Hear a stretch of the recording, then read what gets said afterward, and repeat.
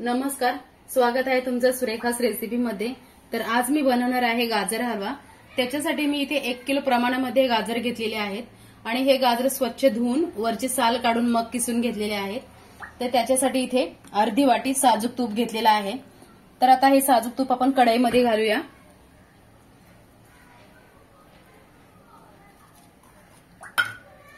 आणि या तुपामध्ये आपल्याला हे किसलेले गाजर 10 मिनिटांसाठी परतून घ्यायचे आहेत। आता आपल्याला हा गाजरचा किस एकसारखा हलवून घ्यायचा आहे 10 मिनिटांसाठी। तुपामध्ये असा परतून घेतला की गाजराचा जो रंग असतो तो टिकून राहतो आणि सुगंध पण छान येतो। तर हे बघा 10 मिनिटं झालेली आहेत आणि आपलं गाजर पण बघा अशी कोरडी झालेली आहेत आणि रंग सुद्धा छान आलेला आहे तुपामध्ये परतून घेतल्यामुळे। आता याच्यामध्ये मी हा पेला जो आहे तो पाव किलोचा पेला आहे। 1 किलो गाजर आहे त्याच्यामुळे पाव लिटर दूध घालायचं आणि हे परत आता मिक्स करायचंय। आता याच्यावर झाकण ठेवायचं आहे आणि 10 मिनिटांसाठी ठेवायचंय। पण 5 मिनिटं झाले की आपल्याला एकदा झाकण काढून परत एकदा परतून घ्यायचं आहे।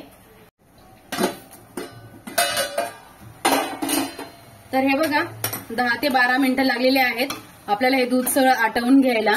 आणि ह्या स्टेपला आता इथे मी साखर घालणार आहे। तर पाव किलो साखर घेतलेली आहे। तर आता ही साखर सगळी मिक्स करून घेऊया।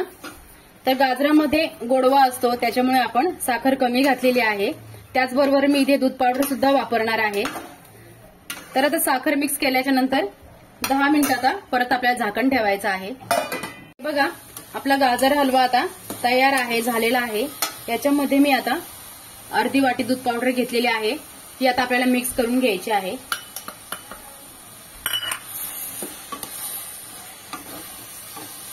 त्याच्यानंतर ड्रायफ्रुट्स घेतलेले आहेत ते मिक्स करते।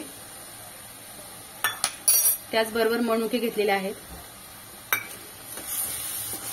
हे सगळं आपण आता मिक्स करून घेऊया।